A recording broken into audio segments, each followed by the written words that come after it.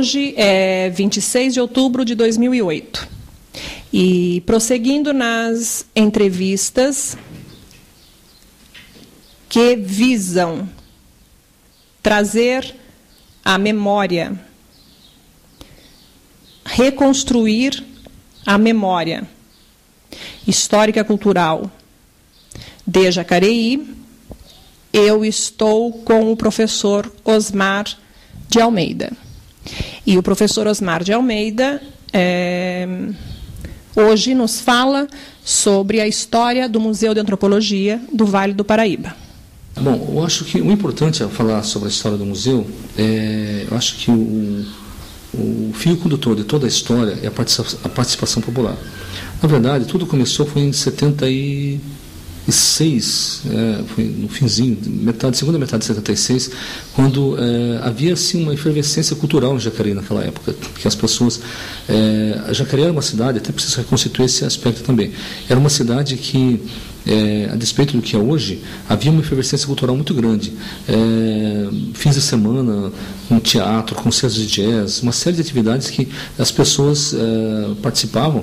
Então, sempre depois dos espetáculos, por exemplo, ou até mesmo antes do cinema, é importante lembrar isso, por exemplo, no Cine Rosário, havia o chamado Cinemão, toda sexta-feira, era o cinema de arte, em que a gente assistia filmes que passavam no Cine Belas Artes em São Paulo. Então, muitas discussões, nós tínhamos um grupo de pessoas que discutia a questão da cultura na cidade, antes do cinema, antes da meia-noite, nas sextas-feiras, ou mesmo no sábado, depois do teatro. Então, havia muita efervescência cultural. E foi nesse clima que a gente começou a discutir uma coisa muito séria. A prefeitura, na época, havia derrubado o casarão em frente ao museu, que é da escola Antônio Afonso, Colégio Antônio Afonso. E o mesmo destino ameaçava o Carlos Porto, a escola do Carlos Porto. Falava-se, inclusive, comentava-se na cidade, que aquele prédio era velho, que ia ser derrubado também tanto quanto o outro. Então, o que nós começamos a discutir? A possibilidade de salvar aquele prédio. Agora, como salvar isso? Então, era a grande questão. Nós teríamos que salvar também aquele prédio. Então, na verdade, o que um grupo que surgiu espontaneamente discutir era exatamente isso. Como fazer para salvar aquele patrimônio, para não deixar acontecer a mesma coisa que o outro. E isso era até interessante fazer lembrar a discussão do Milton Nascimento, que falou nada de novo que não se discute na mesa de um bar, lembra aquela canção que... Não há nada de novo que se discute na mesa de um bar, né? Às vezes as discussões surgirem em volta das discussões na mesa de um bar, chamado Xodó, que havia na esquina do Rosário, ali em frente da Riachuelo, agora acho que é uma pastelaria no lugar. Então ali começaram as discussões. Todo fim de semana nós começamos a discutir sobre o que fazer com relação ao patrimônio cultural. E daí foi que surgiu a ideia de se fazer um museu no lugar, para salvar o prédio. Bom, vamos salvar o prédio, mas fazer o que no lugar? Um museu. Ninguém tinha ideia do que seria esse museu, de que seria, como seria. Mas daí, eu havia um dia, no começo de 70, nesse finzinho de 76, eu estive um dia em São Paulo no Museu de Arqueologia e Tecnologia da USP. E vendo lá não sei se você conhece o Museu de Arqueologia da USP, eu vendo lá as exposições de arqueologia e tal, eu pensei se nós não poderíamos ter em Jacareí um museu que contasse uma história, principalmente na questão arqueológica da região. Então, como seria, eu já não sabia ainda nem que nome seria esse museu. Então, ficou essa ideia. Uma coisa que contasse a história não da cidade necessariamente, mas da região, e que pudesse ter algo de arqueologia, essa coisa toda. Aí, quando nós fizemos nossa primeira reunião, que foi, efetivamente, do grupo decidiu brigar por um museu, foi no dia 26 de fevereiro de 77. Às 6 horas da tarde, era um sábado. E o contexto, é importante colocar o contexto histórico da questão também, porque quem havia assumido a prefeitura em janeiro foi o professor Benedito Sérgio Lencioni, que havia sido nosso professor anteriormente. Então, nós o convidamos, uma das pessoas que fazia parte do grupo, a professora Mariluz Santana, ela era bastante amiga do professor e o convidou para participar dessa primeira reunião que nós fizemos, informalmente, na casa dela. Como aconteceu isso daí, essa reunião, na Rua Estácio Machado. Então, fizemos essa reunião e inclusive, eu posso citar as pessoas que participaram, como algumas delas, como a artista Hebe Sper, que é uma cantora hoje em Jacareí, né, duas advogadas aqui de Jacareí, uma pessoa que era minha amiga, simplesmente era uma dona de casa, que participou. Achei interessante colocar isso, uma pessoa que era simplesmente nossa amiga e que participou do processo também, a Silvia Esteves, que mora hoje em Juiz de Fora. E então nós convidamos essas pessoas todas, e um outro amigo nosso, o Stanislau da Silva Salles, que hoje é diretor de projetos culturais do SESC. Ele já trabalhava no SESC e participou dessa reunião também. Então, o que nós decidimos? Que nós iríamos brigar para transformar aquele prédio no museu.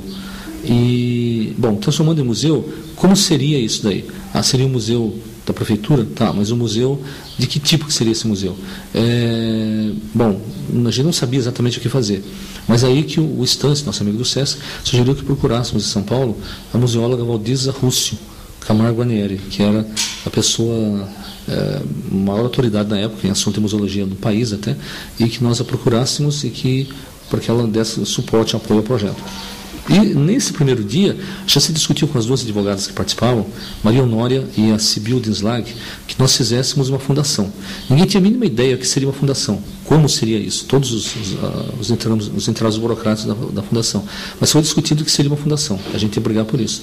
Então as duas advogadas ficaram no final da reunião, discutir como seria essa fundação, na próxima dar parecer de como seria isso, e eu, que morava em São Paulo, fui para São Paulo em 77, no início de 77 morar lá, dava aulas em São Paulo, que eu procurasse a museóloga, a doutora Valdiza. E daí, então foi o que aconteceu, e eu procurei essa pessoa, a doutora Valdiza, e ela era, acho importante colocar a função dela também, ela era coordenadora do curso de Museologia e Pós-Graduação da Escola de Sociologia e Política de São Paulo. E era também membro do Comitê Internacional de Museus da Unesco em Paris, do ICOM. Então, é uma pessoa mais do que competente, abalizada para dar essa orientação. E aí, conversando com o Valdiza, eu a procurei em São Paulo, e ela então me disse o seguinte: bem, então o que vocês querem fazer é um museu de antropologia do Vale do Paraíba. Eu disse, é um museu do homem, né, do homem, mas...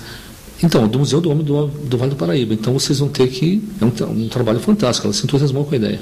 E, a partir daí, isso foi a reunião foi em fevereiro, foi em março de 77 que eu procurei. A partir daí, ela começou a dar as diretrizes de como poderia ser esse museu. Continua, parei. Ela começou a dar as diretrizes de como seria esse museu. Então, eu, por exemplo, não sou da área, não sou historiador, não sou dessa área, mas ela começou a dizer o que nós deveríamos fazer. Então, em primeiro lugar, ela sugeriu que a gente, no projeto que nós fizéssemos, que a prefeitura deveria criar um setor de pesquisa e documentação. Seria um centro, setor ou centro de pesquisa e documentação, que seria o CPDOC, né, para que desse origem a esse museu. Isso é algo muito importante, que o CPDOC foi a origem do museu e da Fundação Cultural. Então, eu, nas idas e vindas, quase toda semana eu ia procurar lá. Ela trabalhava na Secretaria da Indústria em São Paulo nessa época, e a Valdiza é importante salientar isso, na época ela estava implantando o Museu da Indústria de São Paulo. Então ela se encantou com a história industrial, inclusive de Jacareí, do Vale do Paraíba, e ela passou então a dar toda a orientação do que seria esse CPDOC, esse setor de pesquisa e documentação, ou centro.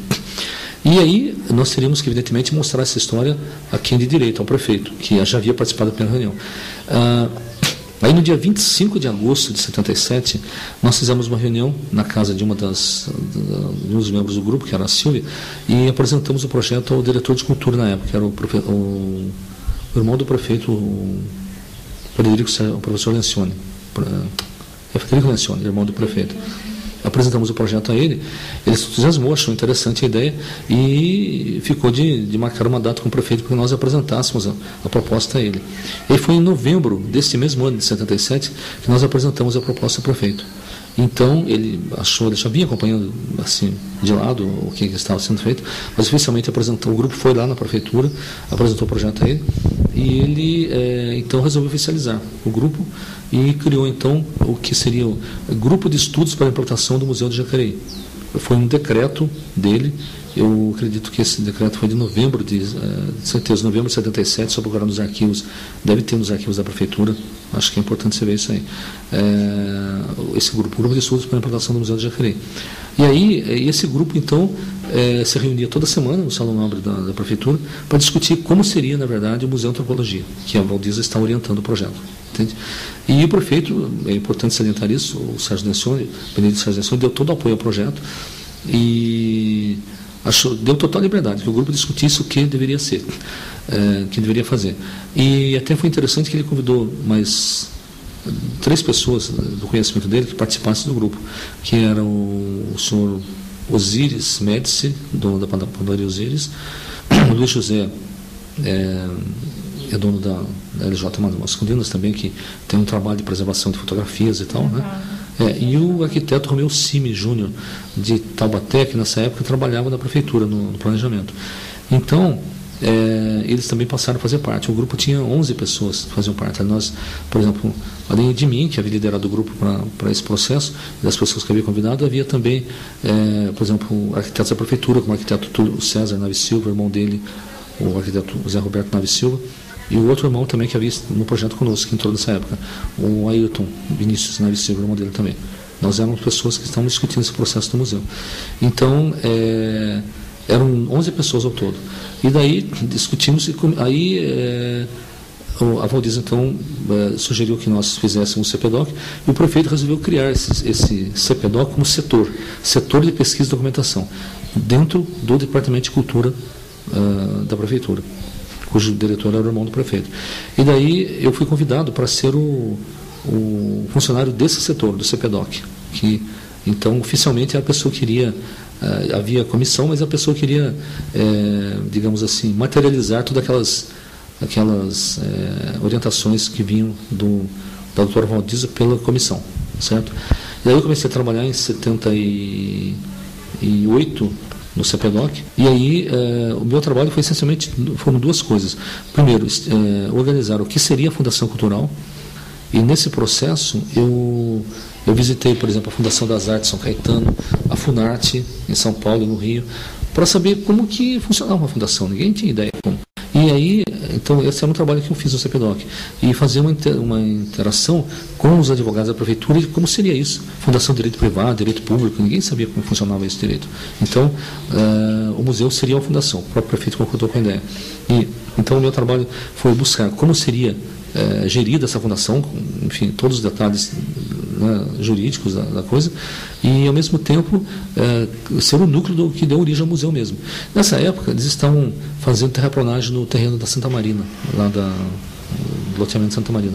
Então foram achados resquícios arqueológicos lá do bairro. E então eu inclusive que colhi, foi entregue a mim as primeiras peças que devem estar hoje no arquivo lá no setor museológico, núcleo arqueológico, as primeiras peças que vieram desse núcleo aí, que a máquina passando por lá acharam, e daí para onde que ia? Ia para o setor de pesquisa e documentação, o CPDOC que juntou isso daí. Entendeu? E aí algumas pessoas começaram a doar algumas coisas, pessoas da cidade acharam, eu quero fazer é um museu que vai ter, então eu vou começar a doar coisas. E algumas pessoas chegaram a doar coisas, algumas peças para o museu. E foram feitos termos de doação, inclusive, como seria. E na época, uma coisa interessante também, a doutora Valdiza, como ela era coordenadora do curso de museologia, ela sugeriu que alguém do grupo fizesse o curso de museologia com ela. Então o grupo designou a professora Maria Lúcia Santana, que era um dos membros, para fazer o curso de museologia em pós-graduação, com ela lá na Escola de Sociologia Política. E ela foi designada para fazer o curso. E eu continuei no CPDOC, então fazendo o trabalho da coleta de materiais, que poderia ser, e ao mesmo tempo, principalmente montando o projeto o que seria o museu.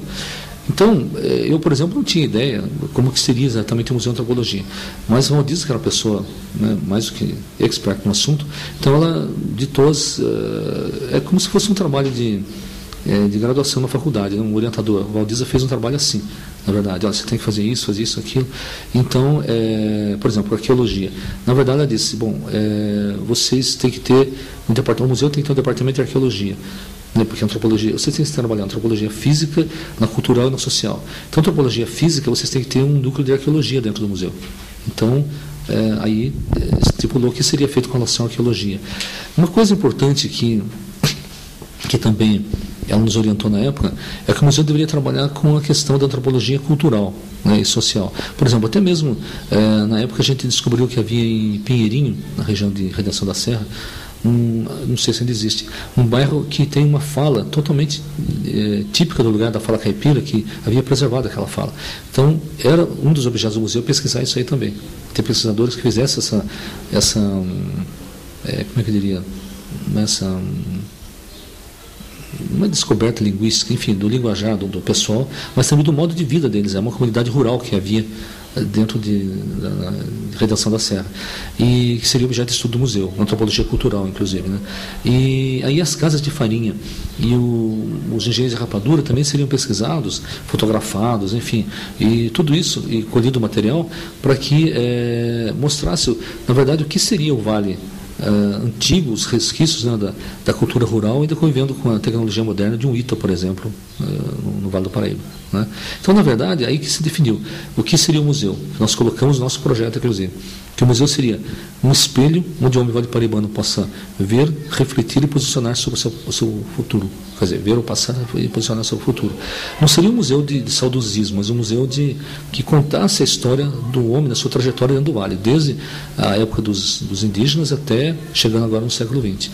E aí uma coisa interessante de salientar é que Valdiza entusiasmou-se tanto com o projeto que ela colocou o grupo em contato com grandes expertos do Brasil na matéria da cultura. Eu, por exemplo, fui procurar o professor Upiano Bezerra de Menezes, que é um arqueólogo da USP, uma pessoa, parece que é uma das autoridades do Brasil em matéria de arqueologia, né, que ele orientasse o trabalho, como seria a questão da busca arqueológica. Entendeu?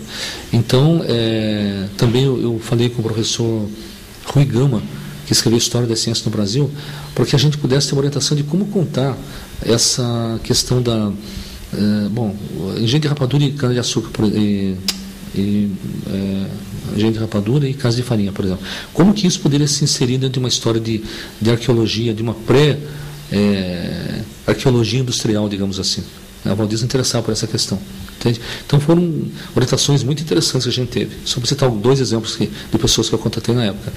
E todos eles se entusiasmavam com a ideia de ter um museu que contasse a história regional. Mas, evidentemente, que havia dentro do grupo pessoas que achavam que o museu não teria que ser museu regional. Por que regional do Vale do Paraíba? Por que não de Jacareí?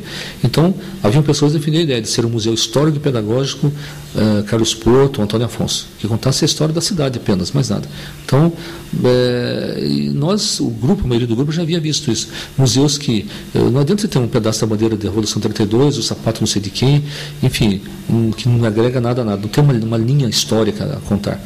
Então, e uma outra coisa importante na época que nós colocamos, que a Valdiza nos orientou, era que o museu, segundo ela também, né, que o museu sempre conta a história dos grandes homens. Mas nunca, todos os museus são assim, né, são frutos de exploração, como ela comentava, no Museu do Louvre e do British Museum em Londres, né, são museus que são frutos de pilhagem, né, que foram lá os dominadores e buscaram e montaram seus grandes museus.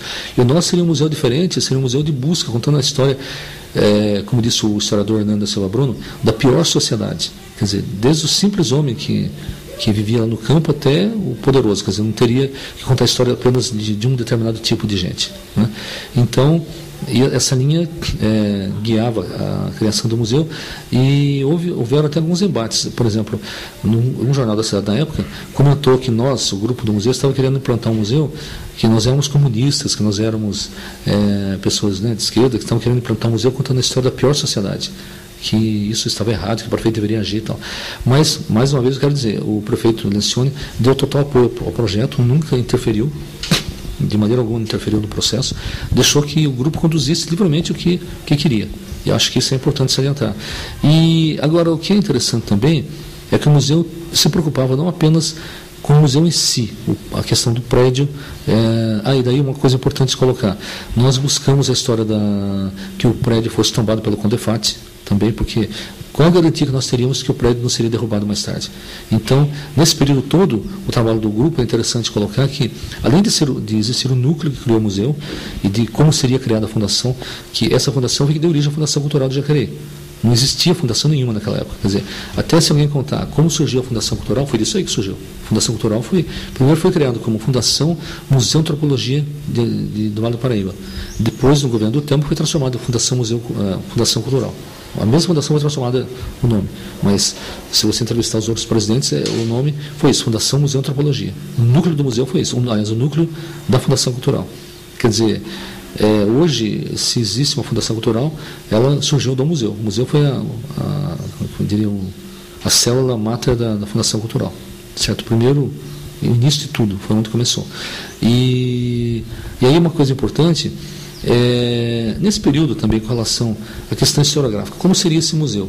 Bom, claro, sendo o Museu do Vale do Paraíba, haveria então questões de arqueologia e outras coisas mais com relação a tudo que se refere ao aspecto antropológico. Mas também discutiu-se a possibilidade de se fazer no prédio do Carlos Porto um museu, como é que eles dizem? Um museu, eu não lembro o nome que a Valdiza falava, mas seria igual tem na Bélgica, um museu numa cidade, também não recordo o nome, tipo...